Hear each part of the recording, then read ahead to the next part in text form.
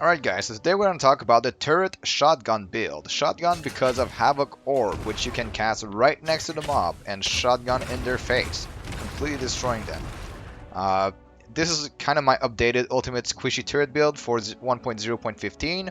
This is the build I use for blasting right now, and I believe this to be the best build in the game in my opinion.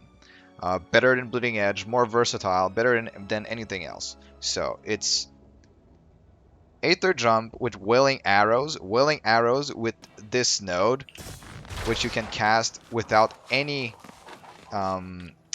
animation. So when you don't have the node, you have kind of a long animation. But if you take this one, you have zero animation and you can be on your way and continue walking. So you have on the move damage with the turrets and Wailing Arrows. You have you have Lightbringer for movement, stun, and element stacking. And then you have Havoc Orb as your big damage source. Of course, turrets and Wailing Arrows do damage on their own as well, and it is very good.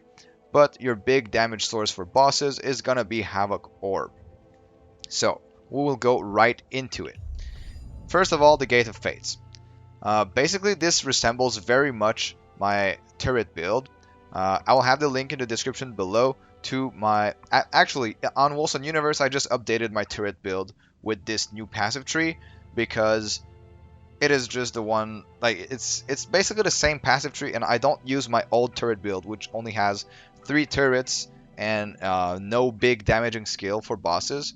So you could still use only 3 turrets and say like Warpath as a movement skill, but I believe this to be much more versatile and much more powerful. So basically we'll go over it one by one. I'm going to do a full in-depth guide here, and this is going to be updated for 1.0.15. Basically we're going to do the soldier tree with melee weapon damage and critical damage. Keep in mind, melee weapon damage does not work with guns. It will only work with daggers. So if you use a gun with Havoc Orb, if you want to use Havoc Orb, you could use Havoc Orb with a dagger, but you will not be able to use Wailing Arrows. So you could go for a third turret here, but I prefer to use Wailing Arrows. It adds another dimension to your build, and it is more versatile. So we grab this for critical damage and melee weapon damage, again here as well. Attack damage is always a good benefit. This is additive damage, crit damage, critical damage again, and critical chance. 60% critical chance. Very good. The goal here is to reach 100% crit chance.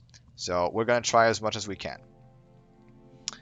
Attack damage and critical damage. We go here. We go grab this Merciless Lethality, 60% crit damage for minus 30% damage.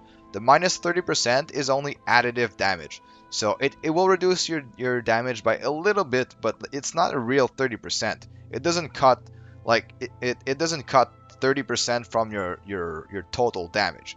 It cuts 30% from, say, damage bonus to attributes on top of all your material percent damage and all that stuff. So you won't even notice it, and you get 60% crit damage, which is huge. Then you go here, max willpower and rage. This is to ensure that we always stay above 750. I will tell you later why we want to stay above 750 rage. And then plus 15 radius for picking up health globes. This one is really good because it works with the Undertaker globes, the green globes, which increases your damage. We'll go over this one later as well. And it works with all the globes. 15 radius is basically the whole screen. Then we go here for damage, elemental ailment chance, and this is 60% ailment chance score. This is good because we are using Frostweave. So Frostweave, what this does is, as soon as you have frost damage on any attack, so take for example Havoc Orb, I have frost damage, then my freeze chance is converted to critical chance. Just flat out converted to critical chance. So if I go on my freeze chance score, freeze chance is 46%. It will add 46% flat to my critical chance. So if I have, let's say, 54% crit chance and 46 freeze chance with Frostweave, it will add up to 100% crit chance. That is how Frostweave works. As long as you have 1 frost damage on your attack, you will get that bonus crit chance. So this is why we take this to reach 100% crit chance. And then we go here to go grab Undertaker. Undertaker is a green globe that drops, and when you pick it up, you get 30% multiplicative damage. They each globe stack with each other, but they don't reset their timer, so they all have a separate timer. This is very powerful. You should grab it. If you're clearing maps fast, then you will most likely always have at least one globe active, and it is just basically free damage. With this plus 15 radius for picking up health globes, you will always pick them up no matter what, even if you're pretty far from them. And then we go up like this. We go and grab attack damage, and we get Dawn's Pious Striker. This one is an execute. At 15% of their health, mobs will die. If you take the node past it, it will kill champions and bosses as well.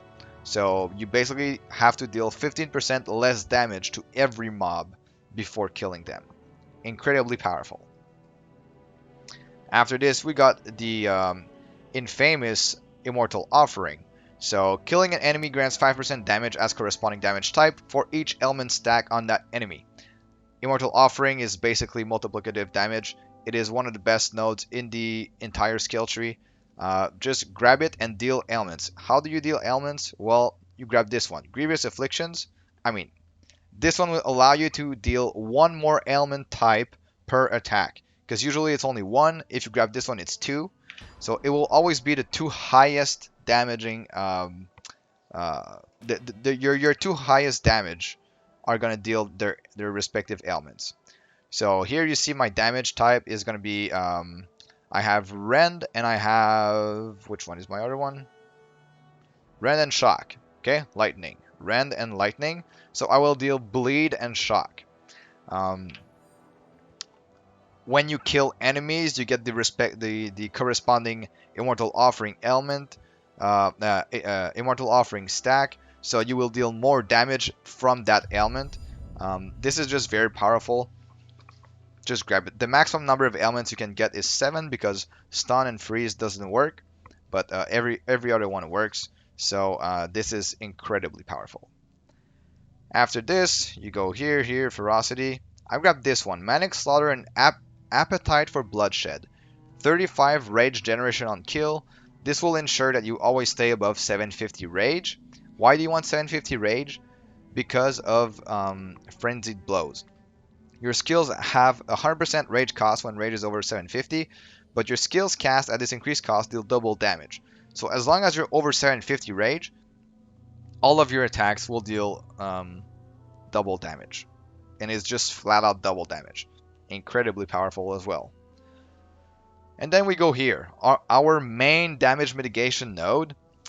Yes, we are extremely glass cannon, but we grab this one to be able to survive long enough to kill mobs. You gain 1 tenet point every 2.5 seconds, and you get 15% damage decrease per tenet point. If you take this one, you will get 5% more, so that's 20% times 5, 100% damage mitigation when you have your 5 tenet points. This is basically what it says. You get 100% damage mitigation, so you take no damage for the first attack, and then second attack you will take 80%, 60%, 40%, and so on and so forth, right? And they replenish over time as long as you don't get hit. Since you're always on the move, you will not really get hit, and you have a stun. When you have a priority target, you hop onto the priority target, and then you start spamming Havoc Orb and your potions to make sure to be above 750 rage. So when there's a priority target, you stun him, and then you start spamming Havoc Orb. You should kill him fairly fast. So this is why we take Branded Burst to get some damage mitigation. So since I'm very high level, I grab these two nodes for passive dodge and movement speed. So you could expect that passive dodge is very powerful with Branded Burst, because each attack that you dodge, well, it will not remove 1 point of Branded Burst, 1 tenet point. So it makes you more tanky. And then we go here for the projectiles damage and Blessed Silver. This is also because I am high level. This is only additive damage. It is not required for the build. So most of the things are additive damage, But if you're lower level, feel free to remove a couple of damage nodes here and there. This one is mandatory, Archon's Teachings, +1 projectiles to all skills, and minus 50% projectiles damage. This is also additive damage, so it doesn't matter. It's not a real 50%. It won't cut your damage in half. It's really not like that. Then plus 25% all projectiles critical damage. Critical damage is a separate multiplier, so it's very powerful, and you want to get as much crit damage as you can. If you want, you can use the damage calculator that I will link down below. Thank you to random name X for giving us this damage calculator in an Excel spreadsheet. And then you want to go here for which time cannot heal, and damage dealt after the delay is increased by 20%. What this does, it does not do double damage. Even though it says when you hit enemies afflicted with stasis, they take 100% of the hit damage again after a 1.5 seconds delay. It is not double damage. It will only deal non-crit damage again. So it's pretty powerful, but it's not as powerful as we thought. If you take this one, always take the node past it. Then our second damage mitigation node is Dire Juncture. You only take 40% of the damage from an enemy's attack when they hit you, and the rest is dealt after a 1 second delay. What this does is it enables you to life leech your life again before getting the other 60% damage.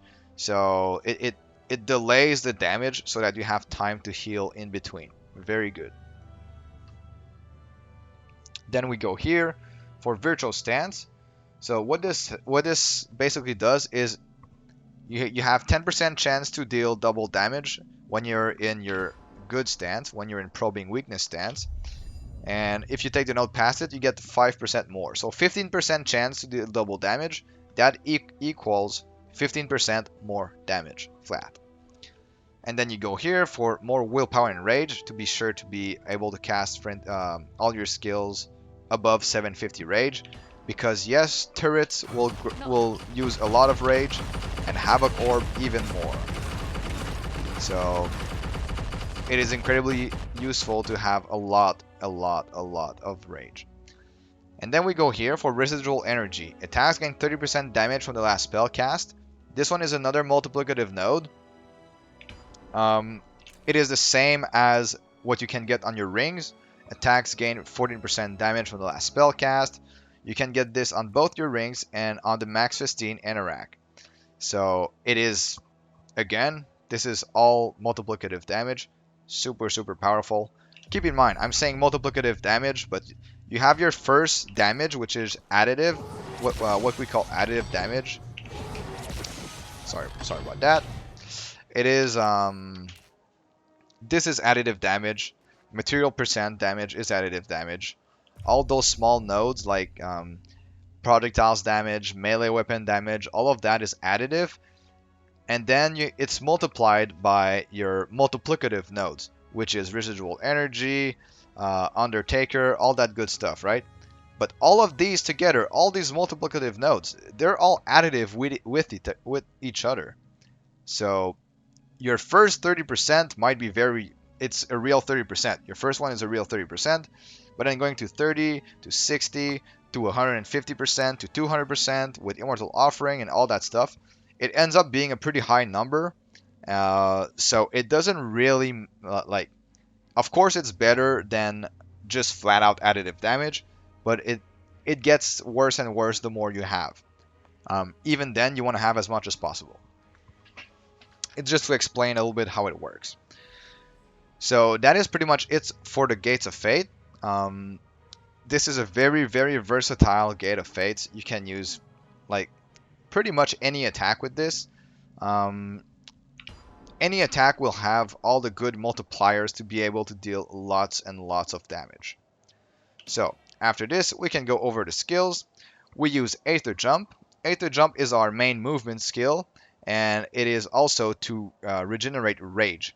Because how willpower and rage works, when you spend willpower, you get rage. When you spend rage, you will get willpower.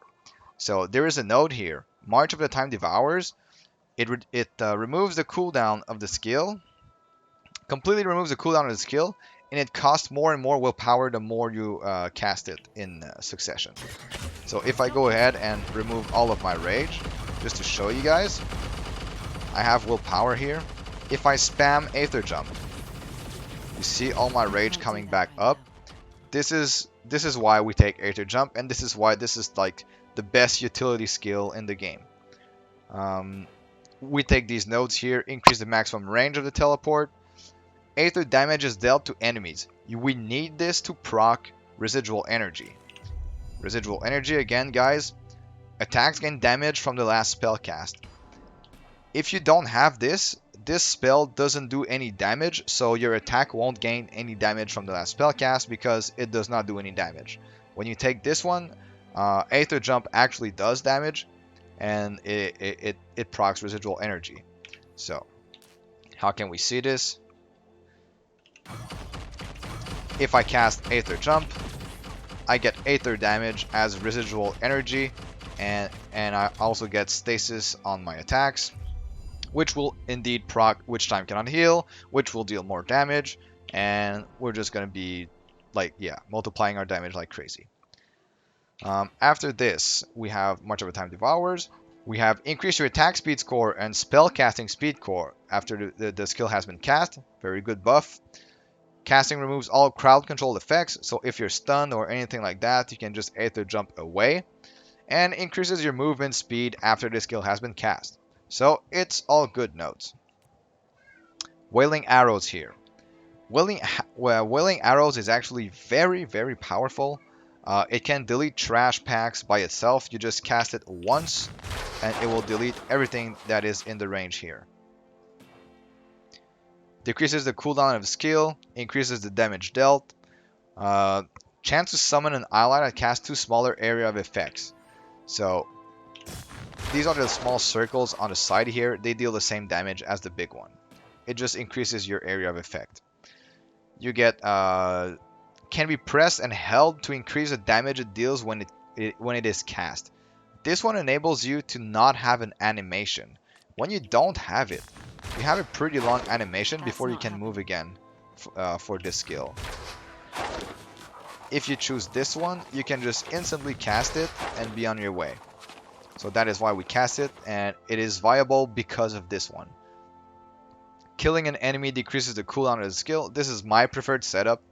I like this because if I kill a big trash pack, I'll get my cooldown instantly, and I can spam it again. Increases critical damage dealt with this skill. This is just flat damage. There is this one as well. Vanquisher's Overlook. The damage of this skill is multiplied per enemy within its area of effect. If you're hitting 4 or more mobs, this will do more damage than the regular Wailing Arrows. But it is bugged with Call of the First Archer. So you cannot use this node and this node at the same time, or you might encounter a bug that will have Wailing Arrow deals 0 damage. So if you're hitting more than 4 mobs, this is better, but you won't deal any damage to bosses or stuff like that, and you have a smaller area of effect. Since we have enough damage to already kill trash packs fairly quick, like in one cast, I don't see the use for this one in my particular setup, so I prefer Call of the First Archers.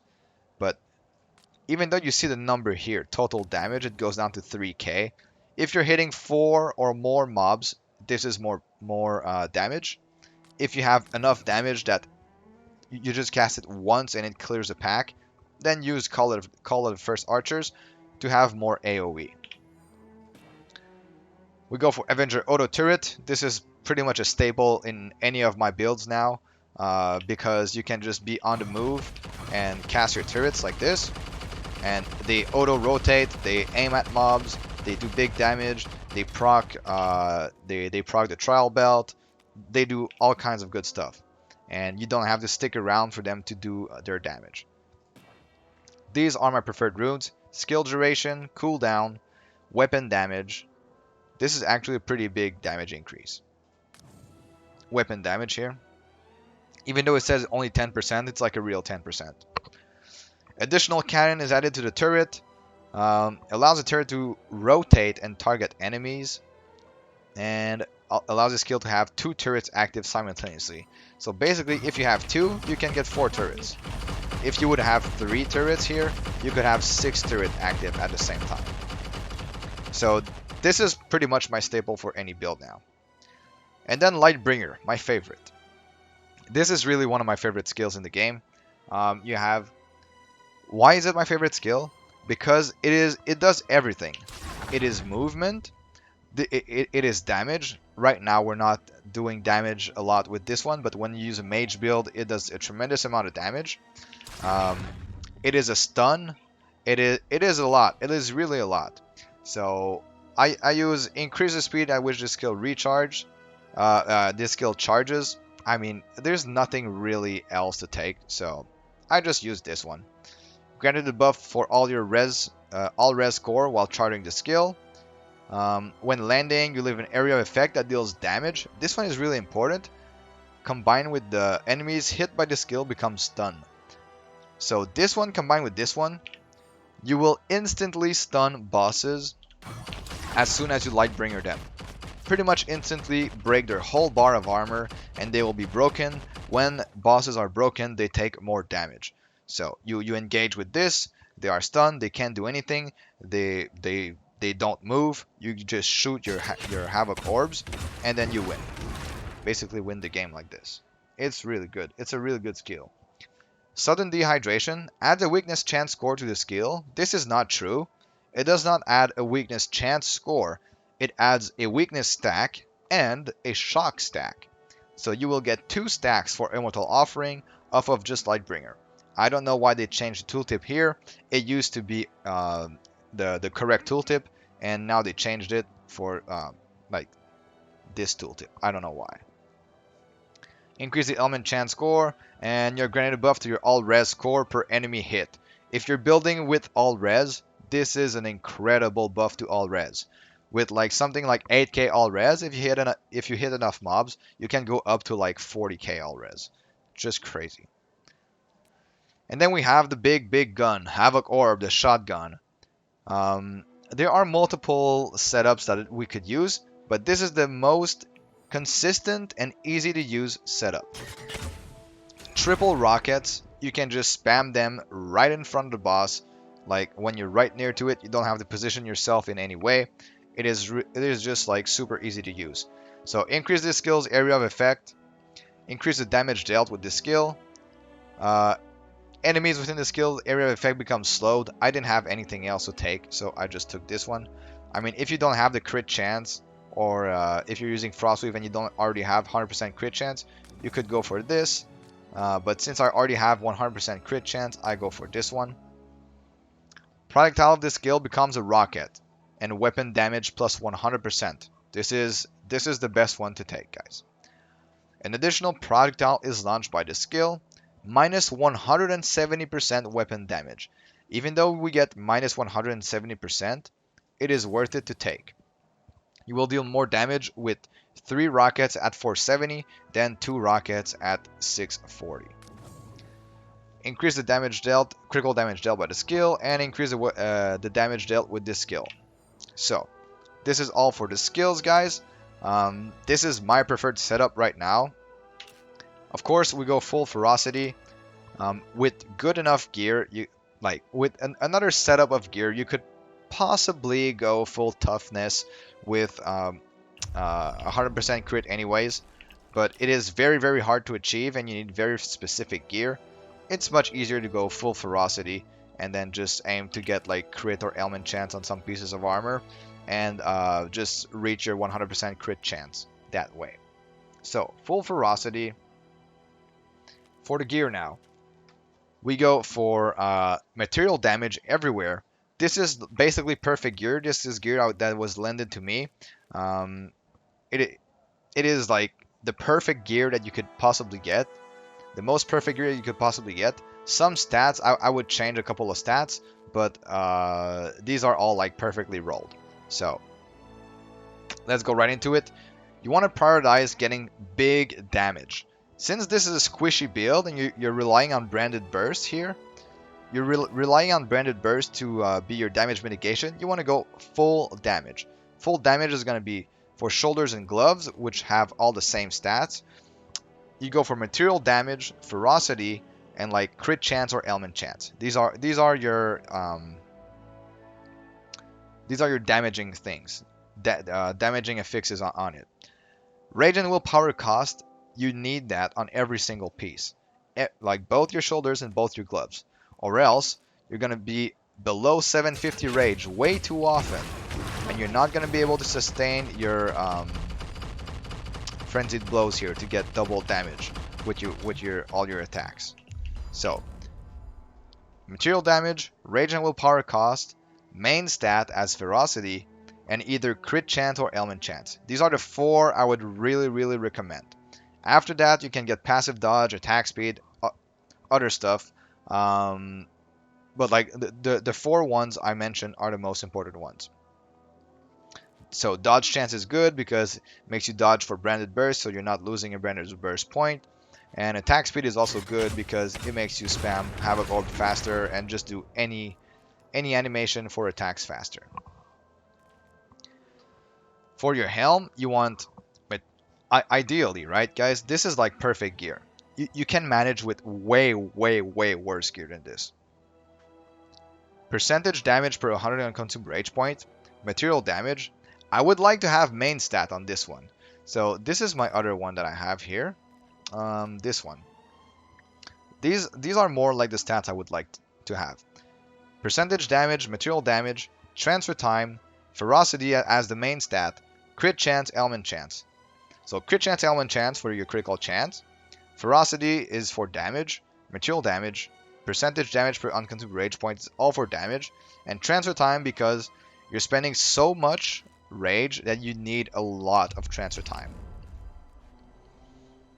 So that is it for the helm. We want the frost weave. Well, I've told this before, but this will convert all of your frost chance, all your freeze chance to critical chance. So it's like best in slot. The trial belt is best in slot. What runes do you want for the trial belt? You will want probably this setup. This setup is the best because big game hunting. So Mark of Impurity is a separate multiplier, 20% multiplier from your total damage. Big game hunting is another 10% more, and this one is also another 10% more. So you basically get 40% more damage, and this one, for some odd reason, does almost 10% as well. Increases the critical damage dealt but to marked enemies. I've tested this extensively, and it's pretty much always really close to 10% no matter the amount of critical damage you have. Even if you have a low amount of critical damage, a high amount of critical damage, it's pretty close to 10% flat damage increase. So since we're going for 100% crit, this is really good. You don't really need this one, which will inflict curse stacks, even though you want as many immortal offerings as possible, because like I said before, the more you have multiplicative nodes, like one more stack is not going to be as much as your first one. So it is just better to get a sentence accepted and target eliminated instead. You want to get Fatally Unholy. This is the trademark of Mark of Impurity, which makes the mob explode for a percentage of their health. Incredibly powerful. And marked enemies spread their mark to nearby enemies. This will make you do chain reactions and kill huge packs instantly. So this is the preferred setup for pretty much any build, unless you have another way of getting curse stacks and stuff like that.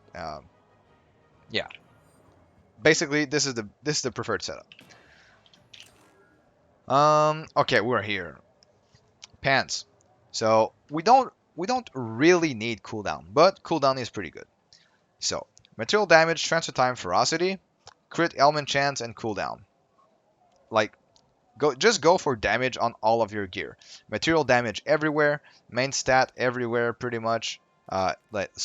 Except jewelry, right? And yeah, either element chance or crit chance. On boots, you want to have movement speed as well. Attack speed is good for Havoc Orb, and we have passive dodge chance here, which is not necessary, but it's nice to have. On your weapon, you want a weapon with material damage and 2 material rolls. So here we have physical rend and material damage on attacks. These are your prefixes. So you want to get high rolls on that. I would say get something above 600 high end. Anything above 600 high end as a weapon is going to be really, really good.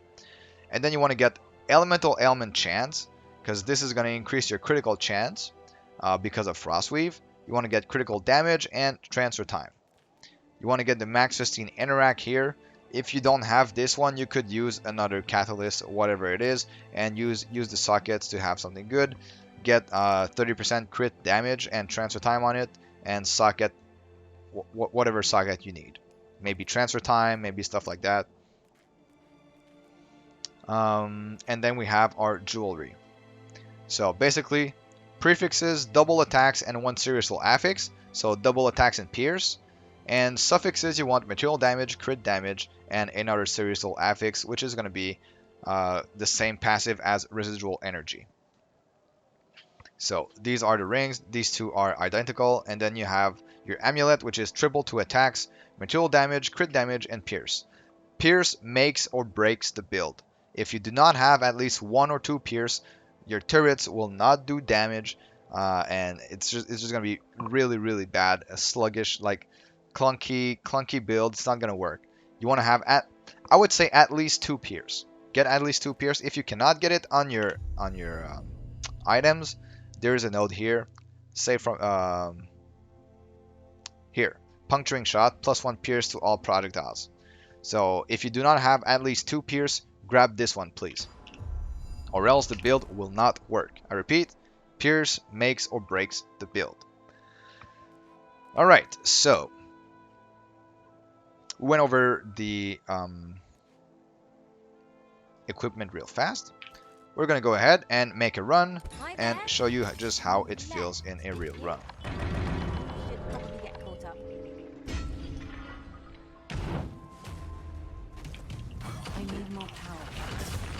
So basically, I'm always trying to stay above 750 rage. I'm trying to be on the move. I'm trying to take a look at my branded burst points so that I don't take too much damage. As long as I have all my branded burst points, I'm practically invincible.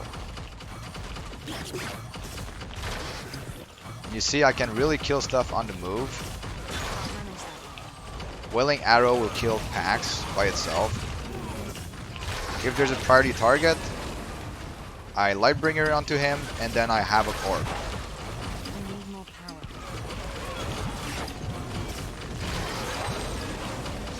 Super, super powerful build. Best build in the game, in my opinion, right now. I can't do that right now.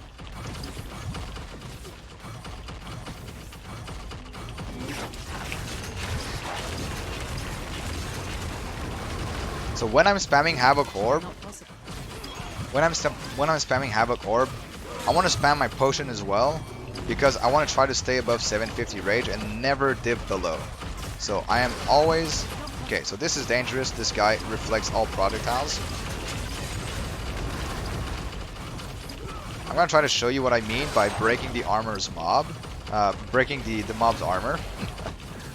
Breaking the mob's armor instantly. Like, if this boss is not unstoppable, I will show you on this boss. Well, he is unstoppable. But if he was not unstoppable, that Lightbringer would have broken his armor instantly.